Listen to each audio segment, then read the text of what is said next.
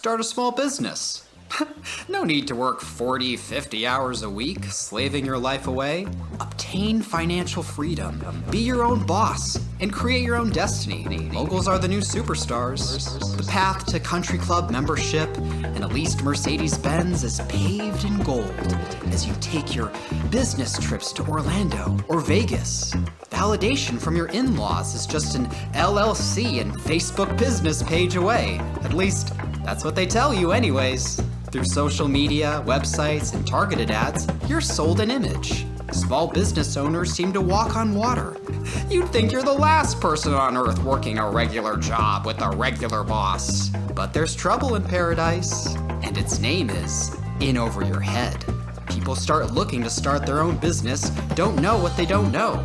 But that's why we started our Small Business Confidential podcast, to share what we've learned from years of experience. There's not a lot of people in on this, so remember, dear podcast listeners, you heard it here first, off the record, on the QT, and very hush-hush. Hi, everybody. It's Mike Reilly with another fun-filled episode of Small Business Confidential, where we tell you the real deal about what you're getting into if you start your own business. And we've got an exciting guest today. And with me, of course, is my wingman, Mike Ferrante. Mike, you want to invite our special guest? Caveat, how did we let this guy in the room? Unquote. Go ahead, Mike. I would love to do this introduction. So our special guest is entrepreneur, a couple times over, runs a very successful law firm. I'll let him tell the details on that. Also has another business specializing in mergers and acquisitions. And did you say business. Did you say murders and acquisitions? Murders, Mike? Yeah, sure. But Okay. then he's got the attorneys that can help him with that. And then, of course, the Cover My Six business, which is an amazing way to help entrepreneurs cover their backside. And our special guest is none other than Alex Hertzberg. Hey, Alex. guys. Thank you. Thanks for having. You keep saying special guest, and I keep looking around to see if someone else is here.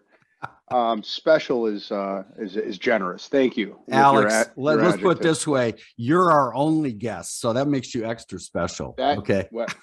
This is an exclusive. This is an exclusive club. Exactly. Like Exactly. Thanks for having me. Alex, okay. Tell the house. You're on the stage. Tell us about yourself, what you do. I love the fact that you're an entrepreneur and a lawyer, because usually that's an oxymoron in my book. So go ahead. The stage is yours. Emphasis on moron. Yeah. I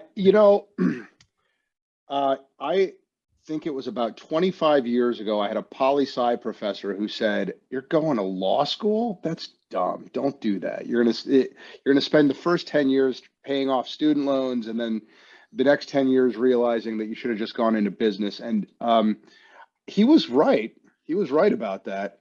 So I've been practicing. I've been a practicing business lawyer for 22 years, of which the last 10 now have been running these different businesses that Mike was talking about. So as of a year ago, we merged our business law firm, which was Hertzberg Law Firm, with another firm, and we are now Hertzberg Licata. So that's a full service business law firm here in Northeast Ohio. We've got an M&A firm, as Mike mentioned. We have an executive search firm as well. And the most recent incarnation of our services to our clients is this company called Cover My Six, which is intended to take the general body of business law and condense it into the 6 plaintiffs who can sue a business: customers, vendors, employees, shareholders, the government, competitors. Right. There's 6 plaintiffs who could sue a business. There's only 6. I don't know of a 7th. And if you know who can sue your company, then you know how to protect yourself from those plaintiffs. And that's Cover My Six in a nutshell. Yeah, it sounds like I like it. When you first said Cover My Six, I was thinking cover my you know what. Good thought, yeah. You're right, but it is kind of a variation of that. But Cover My Six, you think about it's like reverse engineering. Okay, I know in my contracting business a long time ago, probably 30 years ago, I remember sitting down and looking at last year's work. It's probably around this time of year. Maybe it was like late March, early April. We're starting to gear up, do estimates. I have a Reilly painting and contracting business. So people were calling, they wanted to get estimates on all the work they're going to do in the year. And I looked at all the jobs we did, big, small, whatever. I had about 300 jobs there. And some of them were smallish, like $500. Other ones were pretty big. And I just went down all 300 and I looked at the ones that were just nightmare jobs. And I fell upon about 8, 9, 10. It wasn't that much, but these were just sleepless nights jobs I wish I never had, jobs that could just ruin a month because you weren't making any money. Right. And I took those 10 and I just separated them. And I started doing an autopsy, finding out what exactly happened. What were the common denominators on this? And I realized that it was a combination of bad customer or very bad foreman. Yeah. And I figured if I could recognize what to stay away from there, I could increase my profitability and decrease my stress and ulcers. And I coined this phrase, Mike, you've heard this, that 2% of your customers give you 98% of your headaches. And the next year, it was night and day.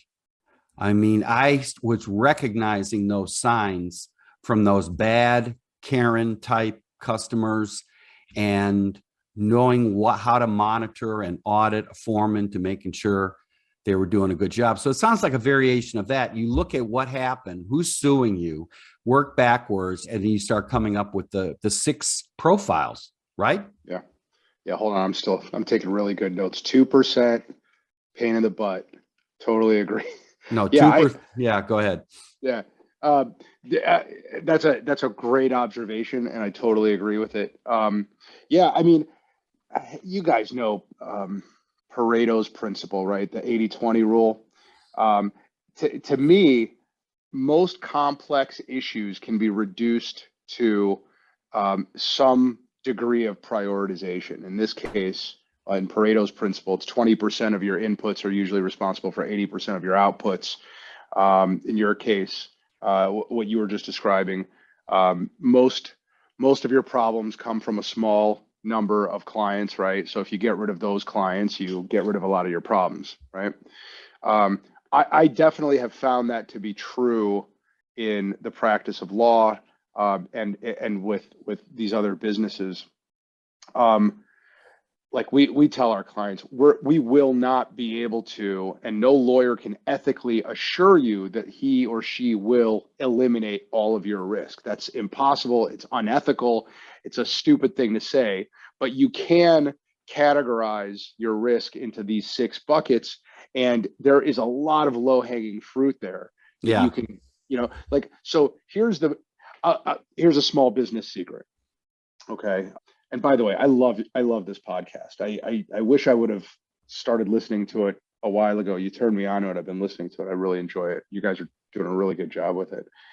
Low hanging fruit, all small businesses. Look at your contracts, get a dispute resolution clause into every single one of them. It'll help you avoid courtrooms. Okay, wait. Hold on, Alex. Let's stop right there because I'm thinking of my listeners here. Mike and I know what you're talking about, but dispute resolutions means you cannot take me to court, mother effing, right? You have to settle it this way, or we have to agree to go to arbitration or something where you can't pull a trump on me, which is threaten to take me to court, right? Yeah. And you'll have to come up, I only owe you 5,000, but you'll have to come up with 10,000 in legal fees. Am I on the right road? 100%.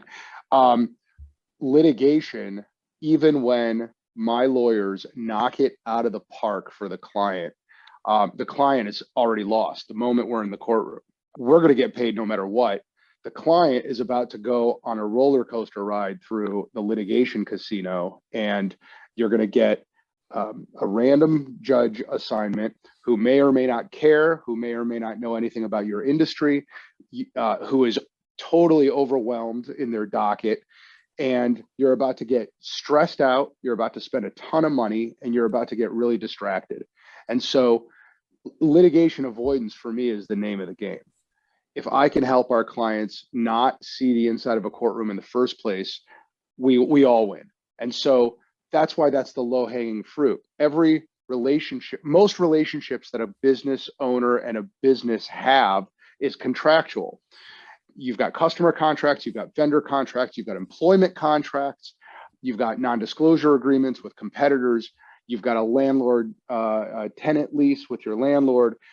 Whenever you buy and sell any asset, there's usually a contract associated with it.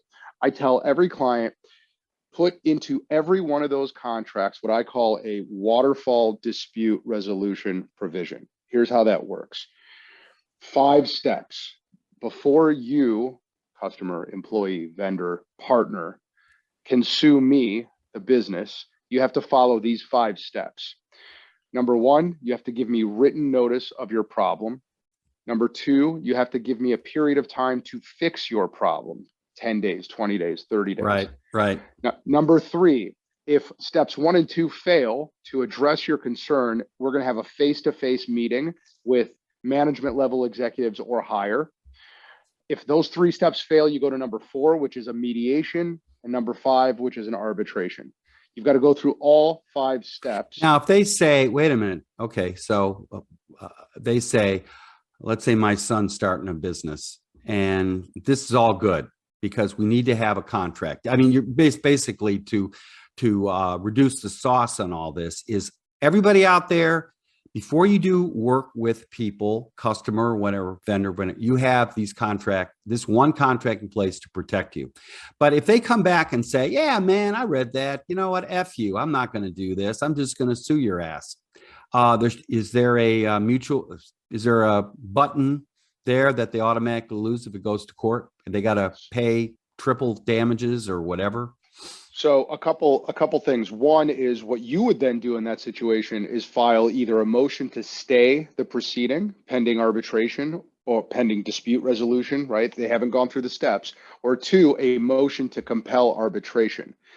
The courts have overflowing dockets. It takes years sometimes to get through cases. We've got cases right now for clients that have been pending for years. Alex, I'm still waiting for Matt Gaetz to unwind. I'm saying. I mean, really, Matt Gaetz, and it just seems like 2 or 3 years ago, I heard this bombshell revelations about Trump, Gaetz, and you name it. I'm still waiting. Honestly, I feel like that our politicians are clogging up our courtrooms just by themselves. But if I'm the judge is looking at it saying, "Hey, great, I don't have to hear this." Right. So a couple caveats. As a general proposition, judges love dispute resolution clauses like this because they're clogged, they're backed up. So any opportunity a judge has to get rid of a case in a way that will not get them reversed on appeal, they're going to do, right? And this is how, and there's different mechanisms for doing it, but dispute resolution clauses are one of those mechanisms. But there are a few caveats there. Number 1. Well, wait. Let's not go. We're getting too deep in the weeds here. Yeah. Okay. Yeah. So let's just stop it there because we're going to save this for another podcast because this is gold, everybody. Bottom line is you need a rock solid contract. So you can't have that Jack the Ripper customer come along and really take you to the cleaners, right? Right. We can get into what the armor looks like, what your armament looks like, how your lawyer's going to play that, but that's for another podcast. So contracts is number 1. You're talking to a new business. What number 2 is? Well, before you even get to number 1, I say have a conversation between me, you, and your insurance agent. Your bingo. Protecting yourself from those 6 plaintiffs generally on a contractual basis is optimal because if you can avoid seeing the courtroom in the first place, that's what you should do. But you're going to make 2 phone calls if you've got a problem. One is to your lawyer and one's to your insurance agent. I say have your business lawyer talk to your insurance agent, because it is often the case that we see that the insured is either underinsured from a policy and coverage standpoint, or is doing stuff in their business that falls under exclusions in their contract. So you're going to spend the next 5 to 10 years pouring money into insurance, but it's either the wrong insurance or you're doing stuff that voids it. Right. So the overlay for all 6 of these categories is make sure you have good insurance. Okay. And I remember we had to operate our insurance to cover us in a lawsuit, and it was wonderful. I mean, they just took it over. And of course, the person suing me realized that this was insurance is coming in, and now they got to pay money for a lawyer. Yeah. Where I'm just, pressing the button and let the magic happen. So, so lawyer, business lawyer, insurance. Okay. Yeah. Got to make sure. Go ahead. Keep going. Yeah. Yeah. I mean, so your contracts in general are going to be a place to start in defending yourself from frivolous lawsuits, from plaintiffs. The employee, here's what I usually tell clients: your customers are going to generally make up the largest number of plaintiffs. If you're growing your business and you're selling a lot of stuff, a lot of widgets, then you're going to have a lot of customers. So you want to have an airtight customer contract. Your employees will generally be a smaller group of humans that will sue you, but they have the largest number of claims, the largest number of things they can sue you for. There's going to be employment laws and regulations at the federal level, the state level, the local level. Then there's administrative stuff by regulatory agencies, and that's all well and good. But you just, I say lawyer up on the front end, not on the back end, right? The employee handbook is going to be the first place that you look to make sure that you've communicated your employment policies correctly to your employees. It's the first place that their lawyer is going to look to when that disgruntled employee that you just fired goes and finds that plaintiff's lawyer. So that's one thing that you just don't skimp on. You have an employment lawyer draft your employee handbook for you based on the kind of company you have, the kind of things that you sell.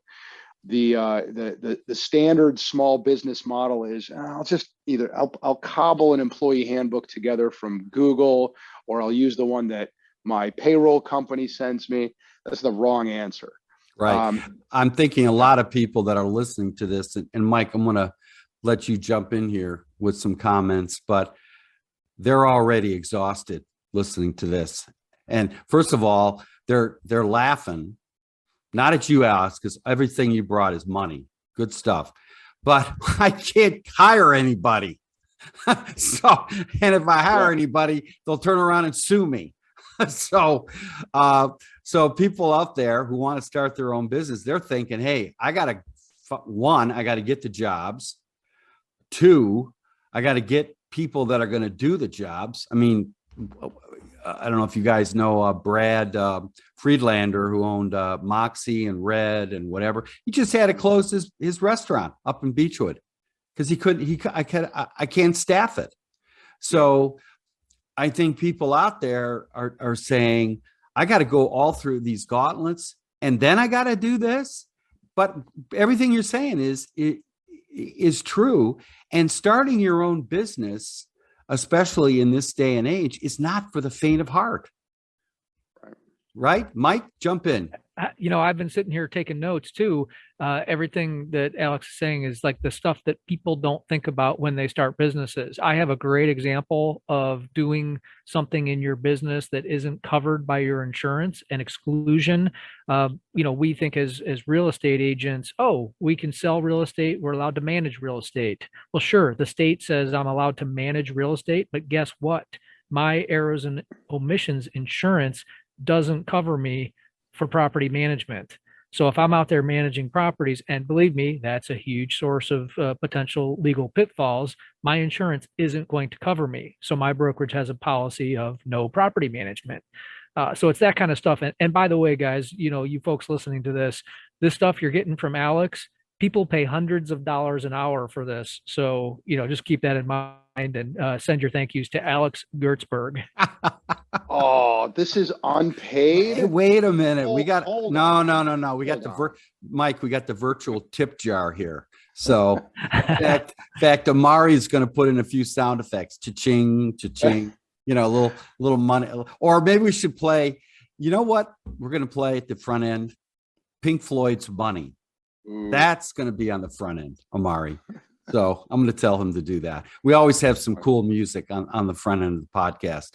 But so Alex, let's kind of get a little bit more treetop, because I think you've whet a lot of people's appetites. Like Mike's taking notes. I'm sure a lot of people maybe rewind, take some notes. But let's get into what I'm curious about. How did you start this business? So I was really come on. You had the political science guy say, "What are you, crazy? You're going to be a lawyer?" We got enough lawyers. My ADD right now is taking me into 7 different directions. I'm trying to focus on 1 or 2. So I went to college on an Army ROTC scholarship. I started practicing law in 2001, and then immediately 03, I'm 2 years in, I go to Iraq for a year. I was a convoy commander over there. And then when I came back, worked a few more years doing business litigation for a couple of large regional firms. And then one of our prospective clients at the firm I was with asked me to become their general counsel. So this is a telecom company. I don't know lawsuits, they were plaintiffs sometimes too. And I did know how to litigate. So I went in, I litigated their cases, and I learned how to be a telecom lawyer while I was there. And one of the things that I just kind of had this aha moment about 2 or 3 years into serving as their general counsel, that I actually don't have to be a telecom law expert to be a corporate counsel for a telecom law or for a telecom company. I just have to know how compliance works. And that's when this 6 plaintiff system just kind of serendipitously fell from the sky. And I started really wondering first, can I apply this system to any company? And the answer was hell yes. Oh yeah, definitely. Yeah. Yeah. And so after organizing the audit system for that telecom company where I worked in-house for 8 years, I went to my CEO and I said, I think I've got something here. I don't think business lawyers talk to their clients this way. I think that the legal game is all reactive, which just creates pissed off clients, right? Clients typically don't call their lawyers proactively. They don't want the meter to start running. They want to just, they want to focus on selling stuff and on right. On as soon as I sneeze, it's 150. Go ahead. At least that's right. So I went to the CEO and I said, I've got something here. The Cover My 6 thing. Mike, you're astute. Anyone who's ever watched a buddy cop movie or a heist movie or a military movie, or who's been a cop or in the military, or I suppose a bank robber, knows the phrase "cover my 6." 12 o'clock, 3 o'clock, 6 o'clock, right? Cover my butt. So the conversation I have with my CEO is, I think we've got something here. I want to call it Cover My 6. I want to start a law firm. I'll keep being your general counsel. You be my first client. And he said yes. So I started the Hertzberg Law Firm on November 3rd, 2012. And Broadvox was my first client. And that was like 3,000 clients ago, 10 years ago. And over time, you guys are business owners. So this is it's a lot of failing and learning and failing and learning. Oh, tell me about it. Right. Tell me about it. And you're 10 years. If you started 2012, right? It's 10 years. That's 10 years. And then a year ago, I met this other brilliant lawyer in town. Lou, actually, I met him 2 years ago. We merged our firms 1 year ago. So Lou Licata, has been practicing law for about 30 plus years, also a business lawyer, similar, both, we met in an entrepreneurs organization, an EO, and we just kind of, we were just talking the same language all the time. And we had these broad, grand visions for what's right and what's wrong with the profession and the practice of law. Well, you know what I'm going to interrupt you here because, Please. and Mike, you jump in after me. You know, what's interesting about what I'm listening to you said the magic word, reactive versus proactive. Yeah. And I think that's where lawyers have not just, forget this cliche about they got a bad name, whatever, but you got too many people coming out of law school with the 4.0 GPA, and they got no empathy skills. They got no listening skills. They're just trained monkeys coming out of a zoo. And so, they'll, something comes up, they'll research and this and that. And pretty soon, $10,000 later, they got something that ends up settling. Instead of, I've watched lawyers work over the years, and I'm thinking to myself, listen, they don't want to go to court. They're just trying to scare up a settlement.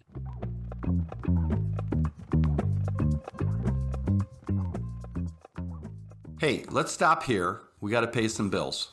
30 seconds, and we'll be back.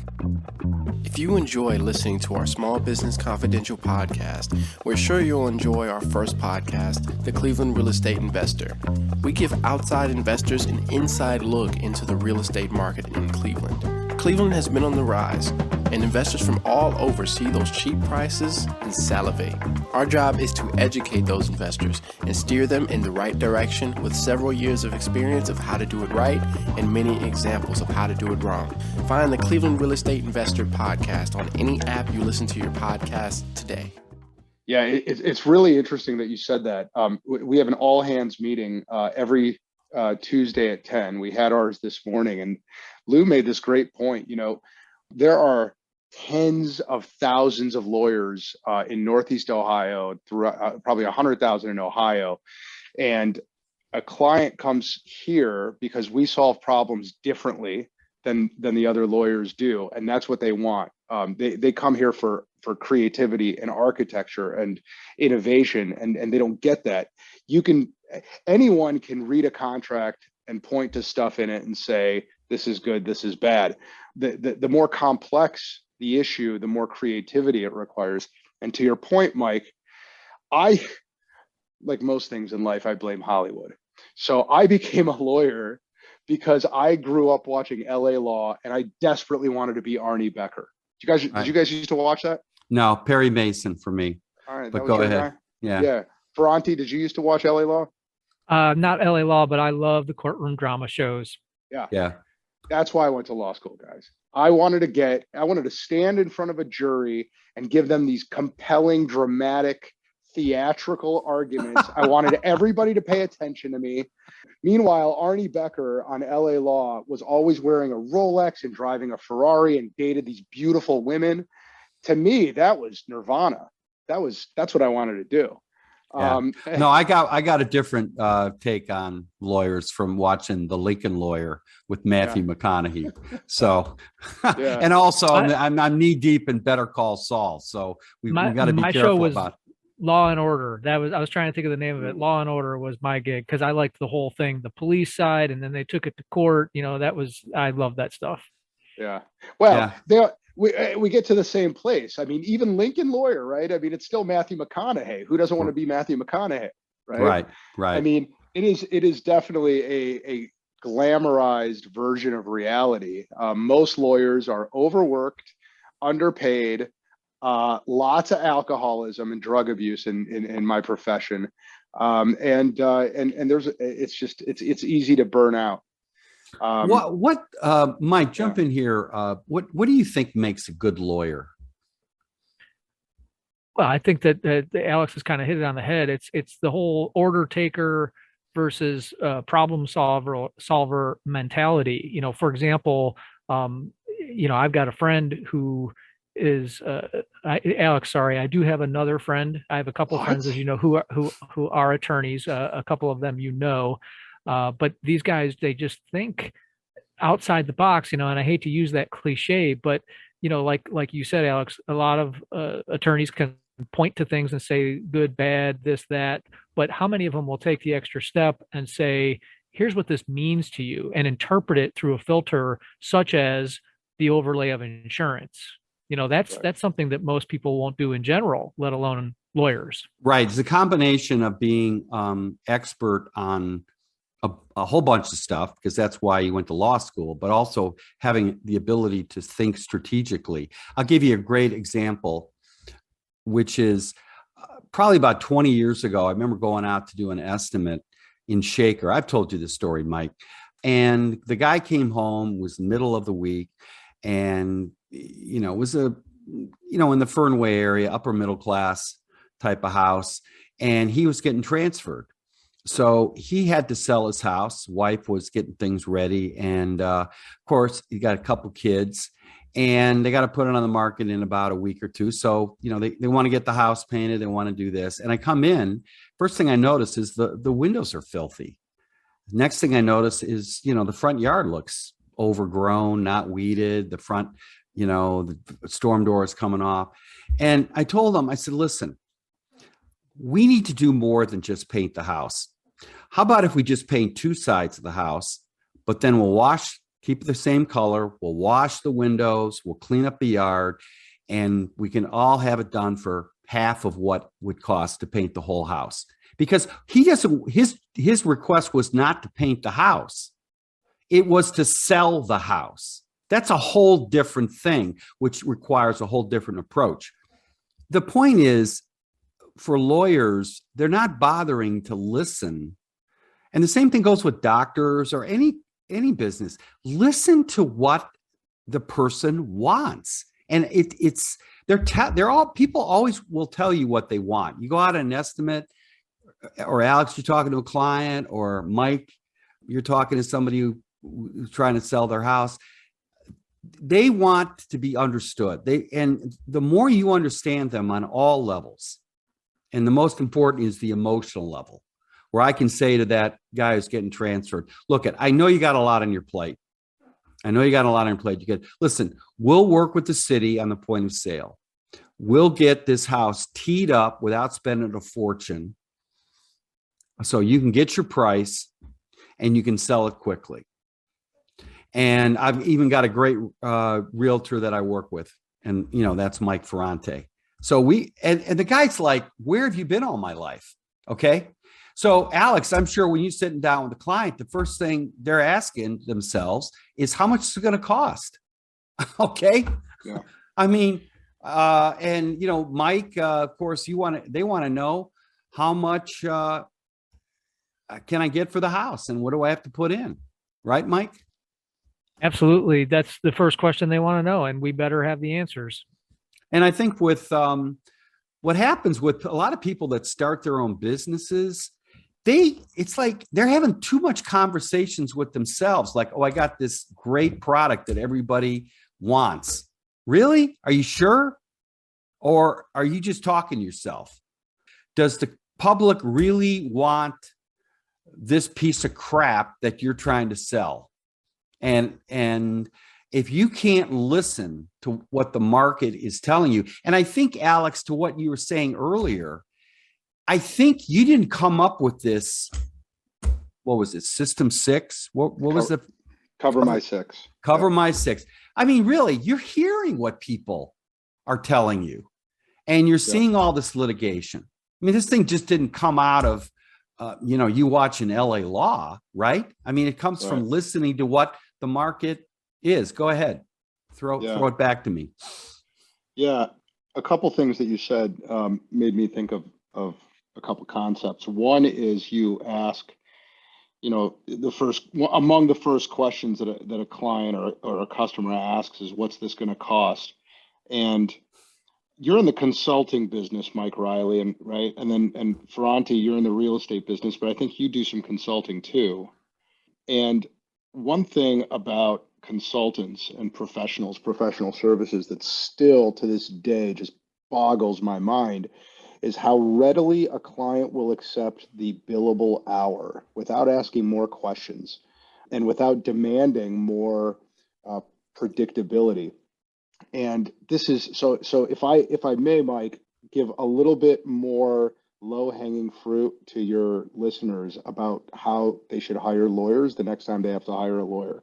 If your lawyer tells you that they're going to charge you hourly without telling you what to expect in terms of a monthly or a project spend, you need to walk out of there and find another lawyer. And the thing of it is, that is how lawyers and business lawyers in particular have been doing business with clients for 200 years.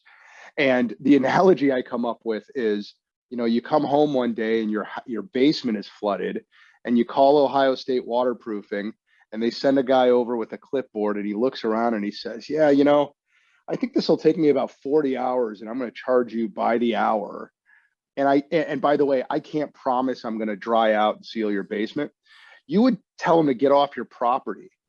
But that's how lawyers and clients have been operating. I mean, there's just this mythology that a lawyer should be able to just charge their client hourly and not give them a lot of expectation about what they're going to spend. You ask for budgets, you ask for ranges and estimates, you ask them for flat fees if they can give you a flat fee. Not all things are amenable to flat fees, but a lot more are than you think, including litigation, different components of it. But I always tell a client how much they should be prepared to spend. And the other benefit of that is it tells them, look, as much as I want to get self-righteous and emotional about this dispute, I'm a business owner first. I'm maybe you want to put your foot down, but know that you're going to spend six figures over the next year and a half litigating over this one BS issue just because you want to put your foot down. You got better things to do. Right. So, but and I think you hit the gong here. When you tell your lawyer, I need to know what the budget is, what this is going to cost, it forces you to come up with what is our expectation. Because again, I go out and I give somebody an estimate. I'm not telling them they don't care how much I charge by the hour. They just want to know what it costs. And so, okay, it's going to be $5,000 to paint the house, or it's going to be $10,000 to do the kitchen, which will include X, Y, and Z, and the appliances are extra. I mean, that's what they want. They don't want to. The last thing they want to know is how much you bill for. So just changing the conversation forces it into an area where you, the customer or the client, is comfortable with. A lot of times I've told people this, with an estimate, sometimes we'll go in there and somebody will say, well, how much, it's $10,000, how much is the garage? Now, if I told the person this 4-bedroom house is $10,000 to do the house and the garage, but the garage was $5,000, they'd look at me like, are you crazy? I could paint that garage, me and my son, in a day. Yeah. Right away, they know your pricing and your estimating is overboard. So, but again, you're absolutely right, Alex, that fear of making yourself look stupid or pedestrian by asking for, hey, we need to have a budget here. 2,000, 3,000, what is it? And what is the results I'm going to get for that 2,000-3,000, right? Yeah. I have an acronym that I use. Knowing what I know about your businesses, Mike and Mike, I think you guys use this acronym, but every business owner should have this embroidered on their pillowcases. And the acronym is BEST, BEST, budget, expectations, strategy, time. Everything that I'm going to do for my client will be on budget. I will exceed their expectations. I will have a good strategy that is properly executed, and it's all going to be on time. Those are our four sort of pillars of deliverables over here. And if you know that every client matter in our case, and every job or real estate project or whatever in your guys' cases, but if you know that you have to hit all 4 of those metrics, it forces you to communicate them to your client too. They have to now get a budget. You now have to know what their expectations are. You have to create and communicate a strategy that you're going to execute, and you have to communicate timelines. And the most important thing is, and this is for everybody who has their own business, you have to manage the customer. Yeah. You can't have go customer/client. Mike, we've seen this in the real estate market. When you and I have sat down with somebody who's in a 3-bedroom house, 1.5 bath, and they want $500,000 for their house. No, and no. Okay. That is, or I'm not going to take you on as a client. Comment, Mike? Yeah, that's a huge thing. We talk about that all the time. And, you don't go to the surgeon and say, well, cut me here. They know what they're doing. And the reality is, I think that a lot of business owners are afraid to manage the client. You get a client who maybe thinks they know more than they do, and it's too easy to back down and then say, well, but you told me to do that. Believe me, most clients want you to drive the bus. They want you to use your expertise and guide them, even though they may say something contrary to that. Well, initially they're going to want you to drive the bus, but you start going the wrong way, things are going to stop. But Alex, I'll throw one more Mikeism at you, which is, I coined this a long time ago. The customer is not the foreman. Yep. And when I go into situations long time ago, when my foreman and the crew, customers calling me, not a good sign. Mike, we need you out here. Obviously, there's a problem. Okay. Most of the time, the problem is that the customer is becoming the foreman. Well, I feel like if I didn't point something out to them, they would miss something. Or my foreman made the mistake, and this happened a long time ago, of asking the customer for a broom to clean up. Whoops. Not a good sign. So it's a fine line, but in order to be that best that you talk about, Alex, you better have both hands on the steering wheel and not let your client take over, right? Yeah. It goes to the E too, right? You can't exceed their expectations if their expectations are totally unreasonable. So you got to manage them first, then exceed them. But can I ask you guys a sausage making question here? A little professional. And we're gonna end on the sausage making question. So go ahead, Alex. So I'm curious. One thing that I've been experimenting with over here is qualifying the client.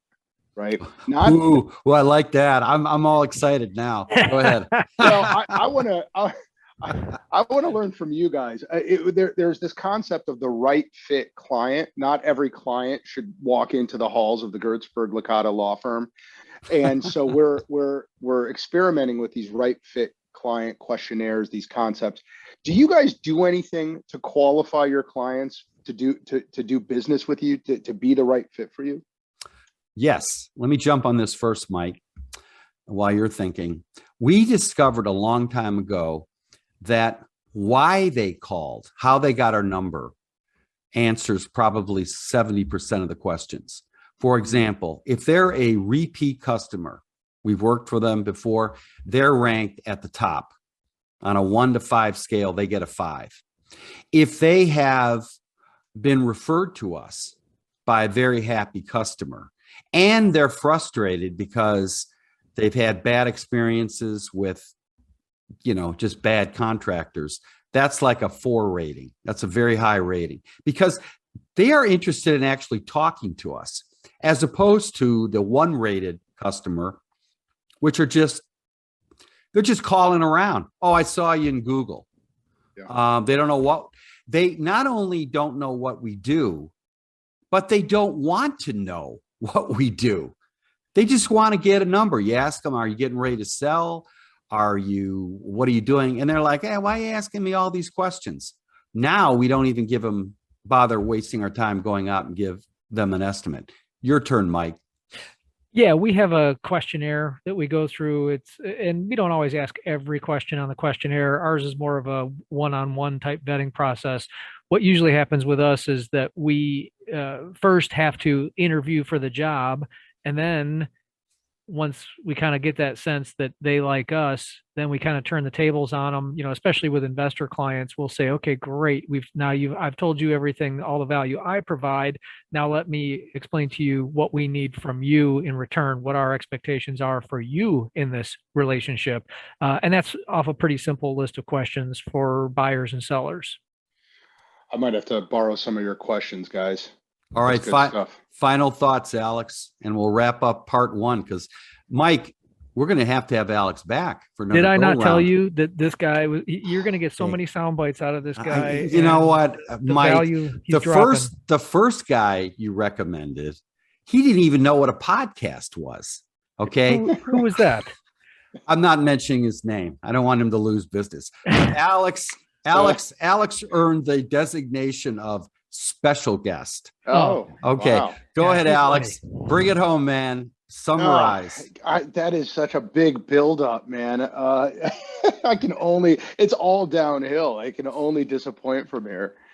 I think here's a parting thought that has nothing to do with the practice of law and everything to do with the practice of law. I suggest to all of our employees and all of our clients that the one thing that you can never really escape is the passage of time. How are we going to spend the next 1 to 18 months together? If it's on a case, if it's on a Cover My Six project, or the next 10 years if you're working here, how are we going to spend our time?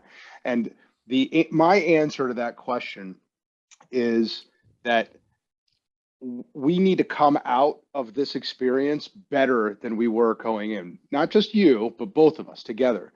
Win-win. Yeah, exactly.